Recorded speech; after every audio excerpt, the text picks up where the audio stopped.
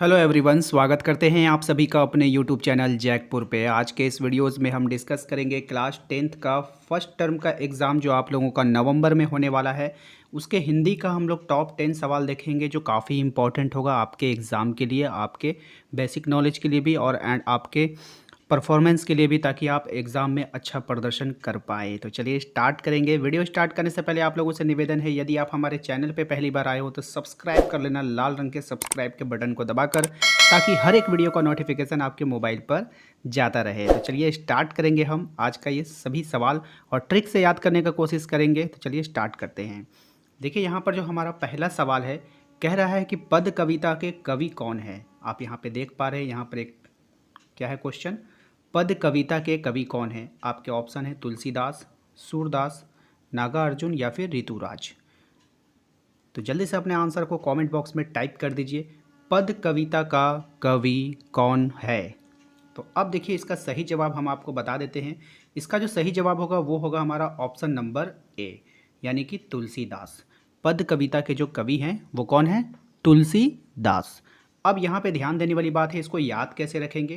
तो देखिए तुलसी एक ऐसा पौधा है, तो तुलसी जो है ना वो एक औषधीय पौधा है, यानी उससे बहुत सारा बेनिफिट है। छोटे मोटे सर्दी जुकाम या फिर बहुत से कुछ कुछ रोगों में ये काम आता है, ठीक है। और तुलसियों का जो है फिर महत्व क्या है हमारे हिंदू समाज के अंदर, ठीक है ना। हिंदू समाज के अंदर तुलसी का महत्व बहुत बड़ा है। वो उनकी क्या करते हैं, पूजा अर्चना भी करते हैं। क्या करते हैं, पूजा अर्चना भी करते हैं।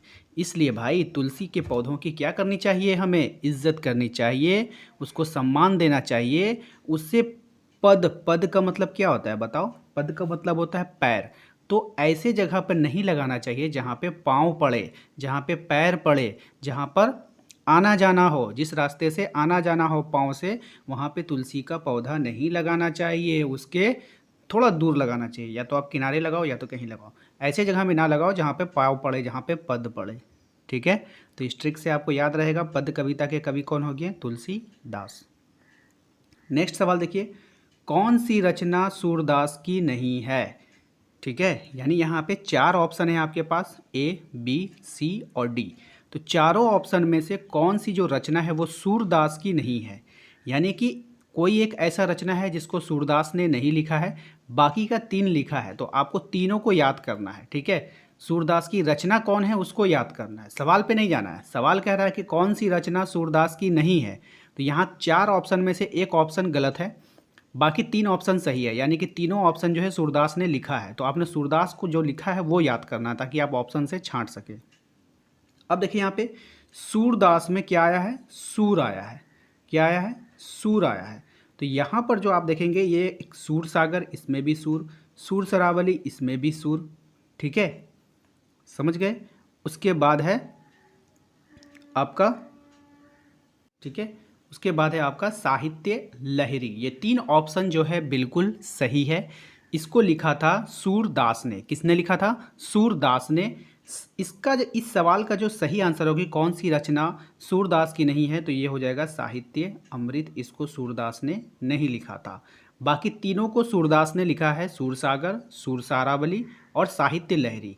तो ये दोनों तो आप याद रख लोगे, क्योंकि इसमें सूर लगा है, इसमें भी सूर लगा है, इसमें सूर नहीं लगा है। तो इसको कैसे याद रखोगे एग्जाम तक, तो मैं आपको बता देता हूँ। जो सूरदास होता है, सूरदास का मतलब क्या, हम लोग मीनिंग में लेते हैं जो अंधा होता है ना, बोलते हैं सूरदास हो गया है क्या, ठीक है। तो सूरदास का मतलब होता है एक तरह का अंधा। तो भाई जो लोग अंधे होते हैं ना, उसको नदियों में नहाने मत ले जाओ, नदियों में तैराने मत ले जाओ। वो क्या हो जाएगा, लहरों में मत ले जाओ, वो लहरों में नहीं तैर सकते हैं। जो सूरदास होगा वो लहरों में तैर सकेगा, वो तो डूब जाएगा, जाना होगा इधर चला जाएगा इधर, ठीक है। तो सूरदास लोगों को कहाँ नहीं ले जाना चाहिए, लहरों में। सूरदास लोगों को लहरों में, पानी के लहरों में मत ले जाओ, वहाँ ले जाओगे तो वो क्या हो जाएगा, डूब जाएगा। तो तीन तरह के रचना आप लोगों ने देख ली है सूरदास की, सूरसागर, सूरसरावली और साहित्य लहरी। साहित्य लहरी, लहरी से लहर याद रखिएगा, और लहर में किसको नहीं ले जाना चाहिए, सूरदास लोगों को, ठीक है। तो इस ट्रिक से आप तीनों नाम को याद रखेंगे। ये सूरदास की रचना है। अगला सवाल देखिए, सूरसागर में लगभग कितने पद हैं। तो सूरसागर में लगभग कितने पद होते हैं आपको याद रखना है। तो सूरसागर में लगभग कितने पद हैं, 125 पद हैं, 700 पद हैं, 1100 या 500। ठीक है, तो इसका सही जवाब हो जाएगा आपका ऑप्शन नंबर डी 500। सूरसागर में कितने पद हैं? तो 500 पद है। इसको याद रखना है आप लोगों की, सूरसागर से सूरदास याद रखना है। सूरदास का मीनिंग आपको अंधों लोगों से लेना है। तो भाई सूरदास लोगों की अब डिमांड बढ़ गई है, पैसे मांगने के आगे उन लोगों का डिमांड बढ़ गया है। वो 1-2 रुपया नहीं लेते, वो कितने लेते हैं? 5 रुपया लेते हैं। यानी ट्रेनों पे आप जब चलोगे तो देखोगे कहीं कहीं से सूरदास लोग आते हैं जो मांगते हैं और मांग के अपना गुजर बसर करते हैं। तो आपको याद रखना है कि सूरदास लोगों का क्या हो गया, अब डिमांड बढ़ गया। वो अब क्या 1-2 रुपया नहीं लेते हैं, कितना लेते हैं अब आप बोलिएगा, ठीक है ना। हम पूछेंगे तो अब आपको बोलना है, जैसे जैसे आप बोलेंगे वैसे वैसे आपको माइंड में सेट करेगा, यानी आपको रटना नहीं पड़ेगा सवाल, ठीक है। तो सूरदास लोगों का डिमांड अब कितना हो गया है? 5 रुपये का हो गया है। तो इस 5 रुपये से 500 आपको याद रखना है, ठीक है। नेक्स्ट है हमारा, सूरदास का जन्म कब हुआ था? आपके ऑप्शंस हैं ए 1448, बी 1468, सी 1478 या फिर डी 1458। तो इसका सही जवाब हो जाएगा आपका ऑप्शन नंबर सी 1478। अब इसको याद कैसे रखेंगे? तो इसका ट्रिक है कि जो सूरदास लोग होते हैं उनको दिखाई नहीं देता है, ठीक है। तो हम क्या कहेंगे कि भाई हमारे पास अगर पढ़ने आना है, आप लोगों को भी कहना है, ठीक है, हमारे पास यदि पढ़ने आना है तो 7-8 बजे के बाद मत आना। क्यों? शाम हो जाती है ना, नॉर्मली 6 बजे तक रोशनी रहती है, नॉर्मली 6 बजे तक रोशनी रहती है, 7-8 बजे के बाद अंधेरा हो जाता है। तो हम क्या बोलेंगे? सूरदास मेरे पास यदि पढ़ने आना है तो 7-8 बजे के बाद मत आना क्योंकि मुझे दिखाई नहीं देता, है ना। 7-8 बजे के बाद मत आना क्योंकि मुझे दिखाई नहीं देता। आपको अपने आप को जज करना है एक टीचर के तौर पे कि आप किसी बच्चे को पढ़ाते हो या और किसी को पढ़ाते हो तो उसको क्या कह रहे हो कि 7-8 बजे के बाद मत आना क्योंकि उसके बाद मुझे दिखाई नहीं देता, है ना। समझ गए? तो सूरदास का जन्म कब हुआ था? 7-8, देखो यहीं पे लगातार है, बाकी कोई लगातार नहीं। हम किसी को टाइमिंग बताते हैं ना तो ऐसे थोड़ी बोलते हैं कि 4-8 के बाद मत आना, लगातार बोलते हैं। 4-5 के बाद मत आना, 6-7 के बाद मत आना, लेकिन यहाँ पे कहीं पे लगातार नहीं है। देखिए 4-8 है, 6-8 है, 5-8 है, लेकिन यहीं पर एक है 7-8 जो लगातार है। तो कभी भी हम लोग टाइमिंग बताते हैं तो लगातार बताते हैं, 7-8 बजे के बाद मत आना क्योंकि उस वक्त के बाद मुझे दिखाई नहीं देता, ठीक है। तो ये एक ट्रिक हो गया 1478। नेक्स्ट है, श्री कृष्ण वज्र से जाते समय अपने साथ गोपियों का क्या चुरा ले गए थे? तो माखन, शहद, गोपियों का मन या फिर दही। तो कृष्ण जी जो थे ना तो वो क्या करते थे? गोपियों को मोहित कर लिया करते थे, यानी गोपियां उनके पीछे पीछे घूमा करती थी, है ना। तो हम लोग क्या बोलेंगे? जब ये मान लीजिए यहाँ पे कृष्ण है, ठीक है, ये कृष्ण जी हैं और यहाँ पर ढेर सारी गोपियाँ हैं, ठीक है। यहाँ पे क्या है? ढेर सारी गोपियाँ कृष्ण के पीछे पड़ी है, वो कृष्ण के पीछे पीछे घूमती है, ठीक है। तो हम यहाँ पे क्या कहेंगे कि जरूर कृष्ण जी ने क्या किया है? इनका मन चुरा लिया है। क्या चुरा लिया है? मन चुरा लिया है, तभी तो गोपियाँ इनके पीछे पीछे घूम रही है। चलिए, तो यहाँ पे इसका सही ऑप्शन हो जाएगा ऑप्शन नंबर सी। हारिल पक्षी हारिल पक्षी से किसकी तुलना की गई है? कृष्ण की, गोपियों की, उद्धव की या फिर नौट की? बताइए, हारिल पक्षी से किसकी तुलना की गई है? कृष्ण की, गोपियों की, उद्धव की या फिर इनमें से कोई नहीं? तो इसका सही जवाब हो जाएगा आपका गोपियों की। किसकी की गई है? गोपियों की। ऑप्शन नंबर बी इसका सही जवाब है। तो हारिल पक्षी जो होता है, तो हारिल पक्षी को आपको याद रखना है कि जो हारिल पक्षी होता है उसकी तुलना किससे की गई है? गोपियों से। तो हारिल से आपको हरियाली याद रखना है। क्या याद रखना है? हरियाली याद रखना है, ठीक है। हारिल से हरियाली, ठीक है। हारिल से आपको क्या याद रखना है? हरियाली याद रखना है। और जो गोपियाँ होती है, गोपियाँ मतलब क्या? फीमेल, लड़कियाँ, ठीक है।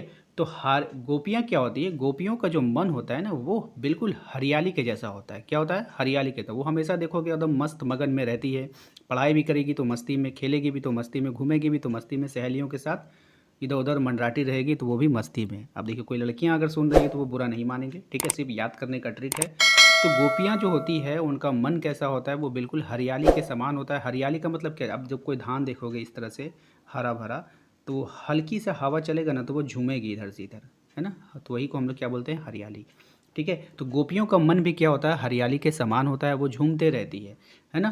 तो हारिल पक्षी से आपको हरियाली याद रखना है। पक्षी से किसकी तुलना की गई है? तो गोपियों की तुलना की गई है, नेक्स्ट है हमारा, गोपियों ने अपने मन को कैसा बताया, चंचल, स्थिर, अस्थिर या सभी। अब देखिए यहाँ पर हमने आपको बताया था कि जो कृष्ण थे उन्होंने गोपियों का मन को क्या कर लिया था, चुरा लिया था। तो आप किसी भी चीज़ को कब चुरा पाओगे, जब वो स्थिर होगा, जब वो स्थिर होगा। वो चंचल होगा, भागेगा इधर उधर तो पकड़ में नहीं आएगा, ठीक है। अस्थिर का मतलब भी रुका हुआ नहीं है, वो भाग रहा है, इधर उधर चल रहा है, तो उसको वो भी पकड़ में नहीं आएगा। तो ये तो नहीं होगा, ये भी नहीं होगा, सभी भी नहीं होगा, तो क्या होगा, स्थिर। तो जिसका मन स्थिर होता है ना, उसी के मन को आप चुरा पाओगे, ठीक है। तो गोपियों के मन को कैसा बताया गया है, तो स्थिर बताया गया है। नेक्स्ट है, गोपियों के अनुसार श्री कृष्ण ने किस मर्यादा का पालन नहीं किया, प्रेम की मर्यादा, बी लाज की मर्यादा, या फिर सी सामाजिक मर्यादा, या फिर सभी का मर्यादा। अब देखो भाई, गोपियाँ, अब श्री कृष्ण जी जो थे, श्री कृष्ण जी जो थे, और उनके ढेर सारे, उनके पीछे कौन रहती थी, गोपियाँ रहती थी। कौन रहती थी, गोपियाँ रहती थी। अब भाई प्रेम, गोपियों को तो प्रेम एक एक यानी कृष्ण जी हो जो हैं वो एक से प्रेम करते, मतलब कृष्ण जी ने ये नहीं जताते थे कि हम एक गोपियों से प्रेम करें, गोपियाँ ही श्री कृष्ण जी के पीछे पड़ी थी, ठीक है। तो जब आप देखोगे कि कृष्ण जी एक हैं, गोपियाँ बहुत सारी है, तो आप क्या बोलोगे वहाँ पे, प्रेम की कोई मर्यादा नहीं है, क्योंकि एक के साथ प्रेम इजहार नहीं हो रहा है, कितनों के साथ हो रहा है, बहुत सारे के साथ हो रहा है, बहुत सारी गोपियाँ श्री कृष्ण के प्रेम में मग्न है। तो यहाँ पे क्या बोलोगे आप, इसकी कोई मर्यादा नहीं है, प्रेम की कोई मर्यादा नहीं है, वो कभी भी किसी के साथ भी हो सकता है, तो प्रेम की मर्यादा का, ठीक है। नेक्स्ट है, फिर से एक बार देख लो, गोपियों के अनुसार श्री कृष्ण ने किस मर्यादा का पालन नहीं किया। ये गोपियाँ कह रही है कि गोपियाँ जैसे कि होती है ना, लड़कियाँ जो होती है ना, वो क्या होती है, थोड़ा सा चंचल होती है ना, और वो थोड़ा सा जलने वाली, मतलब जेलियस फील करने वाली होती है। लड़कियों का आपका एक होता है कि उनका कहना होता है कि कोई अगर मुझसे प्रेम करे तो केवल और केवल मुझी से करे, वो दूसरे से बिल्कुल भी ना करे, इस तरह की होती है, ठीक है। लेकिन यहाँ पे एक गोपियाँ देख रहे हैं कि ये भी गोपियाँ हैं, ये भी गोपियाँ हैं, ये भी गोपियाँ, और सभी कृष्ण की ओर मोहित है। तो वहाँ से गोपियों के मन में विचार आ रहा है, तो प्रेम, कृष्ण जो है वो गोपियों की प्रेम की मर्यादा का पालन नहीं कर रहे हैं, यानी कि उनके मन में ये लालच आ रही है कि कृष्ण सिर्फ मुझसे ही प्रेम करे, लेकिन सभी गोपियाँ कृष्ण के प्रेम में पड़ गई है। तो यहाँ पर उनके मन में विचार आया, गोपियों के अनुसार, यानी गोपियों के मन में विचार आया, जो कृष्ण जी हैं, श्री कृष्ण जी, उसने क्या नहीं किया है, प्रेम की मर्यादा का पालन नहीं किया। ये शिकायत कर रही है, ठीक है। गोपियाँ क्या कर रही है, शिकायत कर रही है, यानी जिसने भी ये शिकायत किया ना, उसके मन में होगा कि केवल मुझसे ही प्रेम करे, बाकी की गोपियों को छोड़ दे। तो ये लड़कियों में ये खूबी होती है, ठीक है, कि वो केवल और केवल एक को प्रेम करे, ठीक है। तो यहाँ से हम लोग याद रखेंगे कि गोपियों के अनुसार श्री कृष्ण ने किस मर्यादा का पालन नहीं किया, तो प्रेम की मर्यादा का, ठीक है। अगला सवाल देखिए, क्वेश्चन नंबर 9, गोपियों ने उद्धव की तुलना किससे की है, कमल के पत्ते से, तेल के गागर से, गुड़ के समान से, ए और बी दोनों से। अब देखिए, मन की तुलना, ठीक है, तो गोपियों ने उद्धव जो थे कृष्ण जी, उसके कमल के पत्तों, तेल के गागर और गुड़ के समान, ठीक है। तो कमल का जो पत्ता होता है, देखो कमल का पत्ता को आप लोग देखे होंगे, वो बड़ा बड़ा होता है ना, लंबा होता है, पत्ता होता है, वो इस तरह से खड़ा होता है, और फिर कमल को क्या करता है, प्रोटेक्ट करता है। तो एक तरह से कमल के पत्ते को आप देखोगे तो वो मन को क्या करता है, प्रोटेक्ट। मान लो कि कमल क्या है, मन है, मन, कमल क्या है, मन है, ठीक है, ये मन है, उसको कौन प्रोटेक्ट कर रहा है, तो पत्ते प्रोटेक्ट कर रहे हैं। तो एक तो हो गया मन के पत्ते से, दूसरा क्या हो गया, तेल के गागर से। तेल के गागर देखते हो, तेल का गागर, गागर मतलब बर्तन, ठीक है। तेल के बर्तन में इतना चिकनाई होता है कि एक बार उसमें आप डूब गए तो बाहर निकलना चाहोगे, फिर स्लिप खा के यहीं गिरोगे, ठीक है। यानी ऐसा उनका प्रेम, ऐसा उनका मन कि वहाँ से आप बाहर नहीं निकल पाओगे। तो इसलिए यहाँ पे जो इसका ऑप्शन हो जाएगा, option number A, option number B, ये दोनों आप कर लेना, ठीक है। गोपियाँ कृष्ण के प्रेम से किस प्रकार डूबी रहती है, गोपियाँ कृष्ण के प्रेम में किस प्रकार डूबी रहती है, जैसे चींटियाँ गुड़ से चिपक जाती है, बी पत्तों की भांति, सी अनुभूति की भांति, या फिर डी इनमें से कोई नहीं। तो देखिए यहाँ पर इसका जो सही जवाब हो जाएगा ऑप्शन नंबर ए हो जाएगा, जैसे चींटियाँ गुड़ से चिपक जाती है। अब ऐसा मानो लगता था उस समय कि कृष्ण जी यहाँ पे खड़े हैं और गोपियाँ ढेर सारी उनके पीछे पड़ी है। तो ऐसा लगता था, लगता गुड़ में क्या, चींटियाँ चिपकी हुई है। मान लीजिए गुड़ में क्या हो रहा है, चींटियाँ चिपकी हुई है। ठीक है, इस प्रकार से प्रतीत होता था। तो इसका सही जवाब है ऑप्शन नंबर ए, गोपियाँ कृष्ण के प्रेम में किस प्रकार डूबी रहती थी, जैसे चींटियाँ गुड़ से चिपक जाती है। ऑप्शन नंबर ए इसका सही जवाब हो जाएगा। उम्मीद करते हैं कि आपको आज का ये वीडियो पसंद आया होगा। वीडियो पसंद आया है तो एक लाइक कर दीजिएगा। चैनल पर यदि पहली बार आएँ तो सब्सक्राइब करके एक प्यारा सा कमेंट कर दीजिएगा, ताकि आपको हर एक वीडियो का नोटिफिकेशन आपके मोबाइल पर जाता रहे। मिलेंगे हम लोग अगले टॉप 10 सवाल को लेकर आएंगे जल्द ही। Thank you very much.